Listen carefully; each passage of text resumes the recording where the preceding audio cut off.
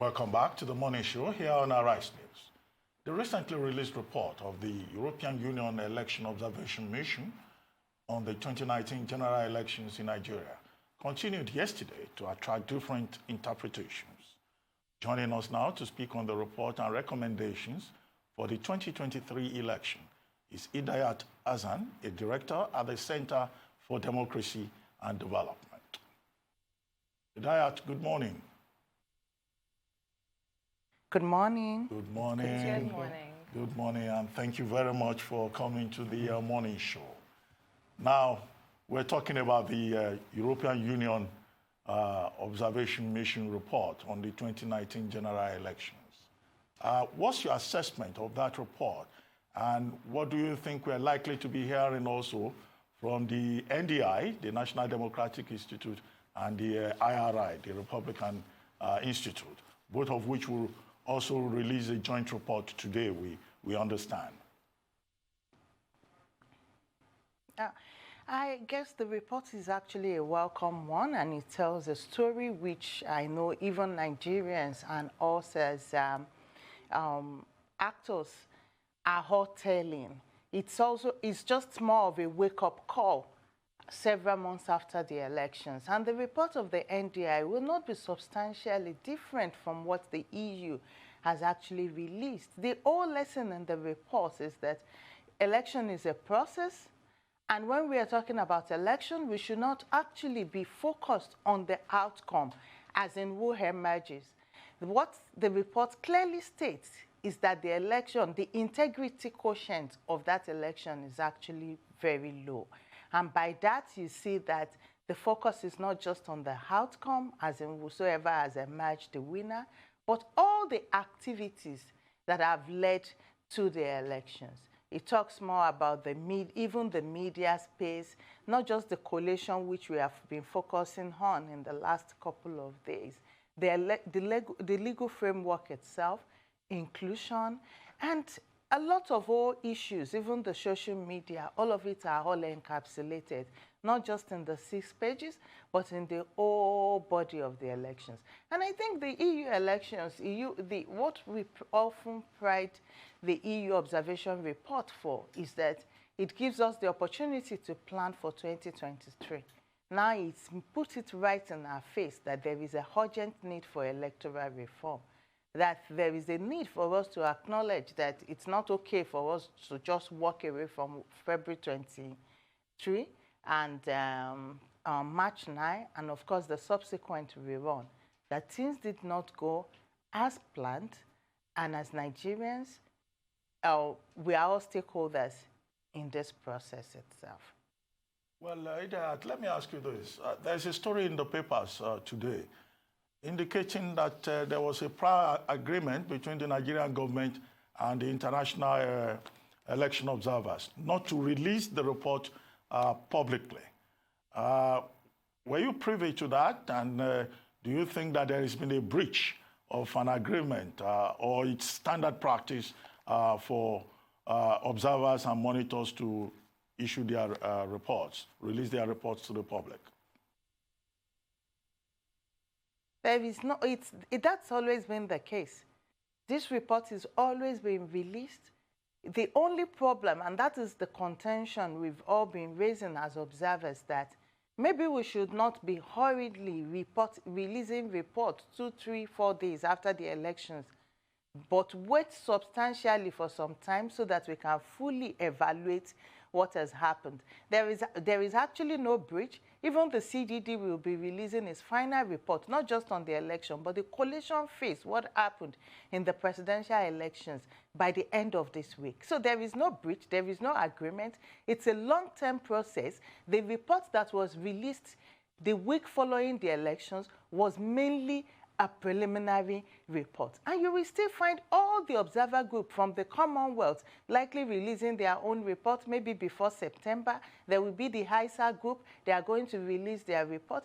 This is different. The only groups that release reports, and often than not, are not always very detailed and harsh because of the political processes involved, is often the African Union and the ECOWAS. And even in this instance, you will find that the initial report they released wasn't really as good as people felt. We all just often jumped into the report, take a portion that actually suits us immediately after the elections so that we can move on and claim this toga of free, fair, and credible, which is even something that is now election experts are refraining from using.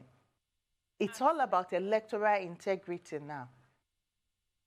Absolutely, ma'am. That electoral integrity, of course, is at the crux of the EU reports as well. And some of the problems that were pointed out, of course, had to do with transparency, low voters' turnout as well. And the EU report covered these issues. So let's speak about these issues for a bit. Who would you say was at the forefront of ensuring that these issues were eradicated prior to the elections? In 2015, the EU report that was given then had 30 recommendations as well. And I believe we only took on 4 of those recommendations and made changes to only 4 of the 30 given to us. So how do we go about this and how do we view this? I think first and foremost, the election day activity, that will have to be the election management body, INEC. The collation process has always been the loose end in Nigerians' election. It's not what happens during the voting that really matters, but what happens immediately after the voting. How are the results put together? How are we sure that everything that is said is the final report reflects really the wish of the people? They have to make the collation process much more transparent, much more coordinated, and beyond that, they will have to go from what it's always been obtainable, which the EU, the IRI, NDI, the Carter Center, everybody that has observed elections, as well as the locals, have often emphasized immediately publishing the results of the elections, disaggregated polling unit from polling unit, because what that gives you as an opportunity is to go on, draw it on as a political party yourself, and match it without having to say, match it with what your own party agents are. So this idea of blind faith, that whatever they have released, what they have told us is the final report, will be eradicated, especially when we are talking in terms of transparency of the elections itself. Now, legal reform is very, very key, and that is on the table of the incumbent administration. We cannot go away without implementing a holistic electoral reform process. When you look at all the reports of the electoral reform panels or committee that have been set up, from the Babalakin report, go down to the Iwes report, and even the Nnamani report, and even when they finish reviewing the outcome of these elections, the story has been fundamentally the same.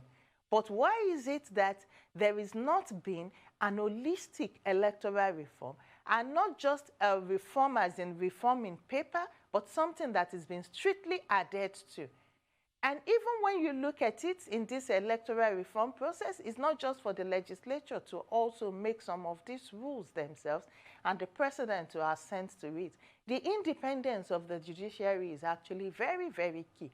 So one of the things that actually lowered the bar in the elections goes beyond the intimidation of observers, journalists, alike, but really the removal of the former CJN few weeks into the elections. In any other country in the world, that would not have been happened. And that goes to say, and that is where they believe that there is actually an agreement between the Nigerian government and maybe an observer mission, which is wrong, comes from. Because often than not, people expect that the level with which they judge our own elections should actually be lower because it is a developing country, it is Africa, compared to what happens in their own climate, which it's assumed to be, which is believed to be developed, all in the guise of we want to promote peace in this country. That's what is actually missing. Yes, let me ask you. I mean, there have been reactions from the Nigerian government and also from INEC. And you are saying that what we really need is comprehensive electoral reform. But as someone who has been involved in election monitoring and assessing official responses, do you get a sense that the Nigerian government is likely to listen, or these reports will just be collected and just dumped somewhere? If that happens, are we likely to see, what will you recommend for civil society in terms of, ensuring that we move forward before 2023 general elections? Obviously, we expect that there will be some form of electoral reform, but it's not all the recommendations that will be captured in the electoral reform. So when you look at 2015 elections, only 4 recommendations so far implemented. Maybe even the most important is that of the simultaneous voting itself, an accreditation process. So you do not expect all those recommendations to see the light of the day. Then it's not enough for us to always believe that electoral reform is what they embody in the Electoral Act and the Constitution and INEC guideline. It's the strict implementation of this that also matters. So the actions of the political class becomes very, very key, because they also constituted a lot of challenges to these elections. People have grown adept at beating the rules, looking at how they can circumvent the processes itself. And what will civil society do? Civil society continue to evolve. In previous years, we did not look at the collation process. Now we can confidently, we've already published a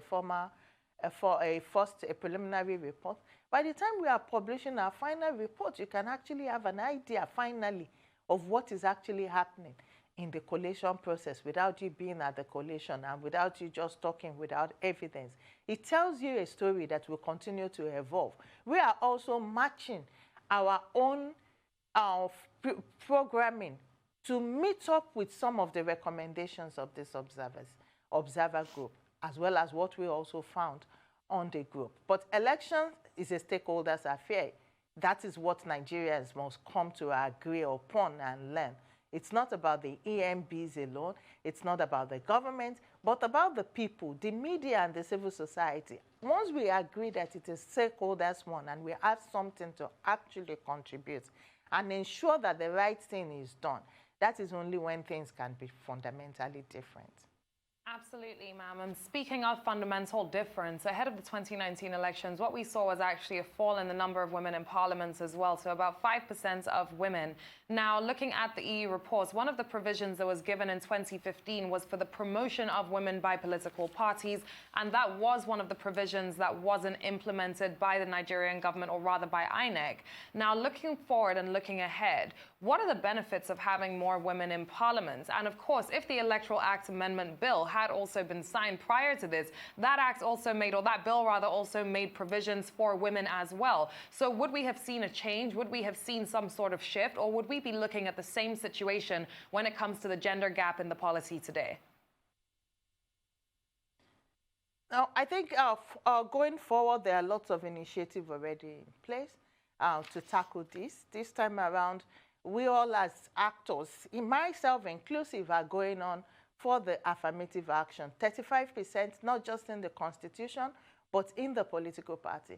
Our learnings from the just concluded elections that it's not enough for us to identify capable women, capacitate them, and negotiate with the political parties.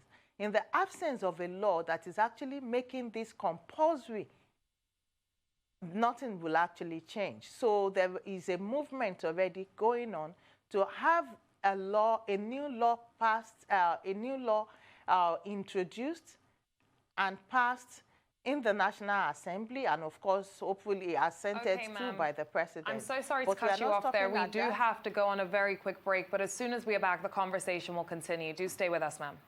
Welcome back to the morning show here on Arise News. Still with us is Idayat Hassan, a director at the Center for Democracy Development, and we're looking into the EU reports recently published on the Nigerian elections 2019 and, of course, the changes going forward. Now, ma'am, before we went on a break, I posed a question to you with regards to women and the representation of women, which was one, brought up in the report that the EU issued in 2015, and two, of course, not implemented. Now, you were speaking about the laws. Please continue, ma'am. Yes. So the need, I think what is very important is to have a law that makes it a right. It's not. I think there's been a lot of pushback towards affirmative action, and because they feel that it gives undue advantage to women. But this is not going to be long-lasting. This is just to bridge a gap. And that is the only way to do it, because we have learned from 2019 elections, where we put a lot of effort in ensuring that women were actually represented in this administration. 2 years before the elections, we've already identified women, we've been training women, we've been giving them space in the media. We have, some have also given seed grants to them, but it did not pan out the way we expected. Totally from the national from the subnational to the national level, we had just like 5.8% for, like, our fact sheet will actually tell you that, and lower. So we have to have this law to make it happen. But it's not just to end at the level of a constitutional amendment, but more importantly, to ensure that political parties are enjoined to give 35% of their seats to women, or INEC will penalize them when presenting candidates for the elections to make that work. Because experiences from across the world where they even had affirmative action have suggested this. So you find Senegal, find Burkina who have affirmative action. Senegal is the leading light here in West Africa, but even Burkina could not meet it because they had less than the 35% in their parliament, only because political parties were not fielding them. So until we make it a two-way thing, where it is a must for political parties to actually field them, and it's actually a must recognized constitutionally, then better things are going to come up for women, because inclusion is very, very key. They know where the feet bite, and they will be able to make laws that are actually attuned to the needs of the masses, men, children, and women, all inclusive. Well, I mean, you are quite right. I mean, increased women representation. It's also a question of fairness and justice, and as you said, inclusion. But let me raise this question. There are persons who hold the view that, you know, many of these foreign organizations that come to Africa, and even in this case to Nigeria, to monitor or observe elections, that, you know, they just go to a few collation centers, because in any case, there's no way they can cover the entire country. And whereas you have thousands of, you know, polling units, so a question is then raised about the integrity of these reports from foreign organizations in terms of their ability to cover, you know, as much space as possible during elections. And there are those who also hold the view that, you know, maybe some of these observers do not necessarily understand the peculiarities of the Nigerian environment, and that there is no one-size-fits-all democracy. Do you agree with that view? Or you think we should just assume that, yes, these observers are fair-minded and thorough? I think the fault is mostly ours. Also, it's a two-way thing. We tend to make so much emphasis on it when they publish their report compared to when the locals publish their report. So that we should actually do. But to say that is methodologically wrong, that is really incorrect, because they also coordinate with groups that are on ground. So if you say now that what has happened, we deployed 8,809 observers during the presidential elections to look at what happened in the world level. That is 100%, not a snapshot. They get our reports, they review it. They've been here more than 40 days before the elections. In fact, like 3-4 months. People like us, we are not able to monitor the media space but they are able to monitor and correctly allocate what the space actually look like. So that is not wrong. And again, when you even look at sampling, there are ways and there are techniques in which they actually sample with a margin of error here. And they are given descriptive reports. What they have said is nothing new. It's something that has been rehashed. I think it's because this is the first time we are getting such a kind of report, such report that maybe it's not, we are finding it very uncomfortable to sit down our throat in the last cycle of elections. But it's very wrong to say that the report is completely incorrect. I do not agree to it because I know the processes that led to the writing of the elections. I know the experts they have actually hired, both local and international experts. And I think what even distinguishes the EU, I'm not really often talking about the political edge they bring to the elections, but it's the kind of attention they actually focus when they are doing getting involved in this whole electoral process. What differentiates them from the other electoral group is that they are here at least 3 months before the elections, with 40 experts, hiring up to 100 local experts who are looking into what exactly is happening on the daily basis. When you monitor elections, both within and out of this country, you see that late in the night, when our own people have possibly gone to sleep, the other traditional observers, with the exception of the journalists, are sleeping. They are there. It's just like when you say journalists monitor elections. When we work with our partner organizations in the media to monitor the elections, they are there for 5 days. They are not there for just 1.5 days.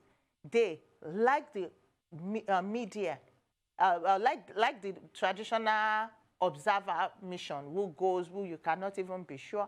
And even observation has reached a level where now we are doing GPS located. So you will not be giving us information that is not happening where you are.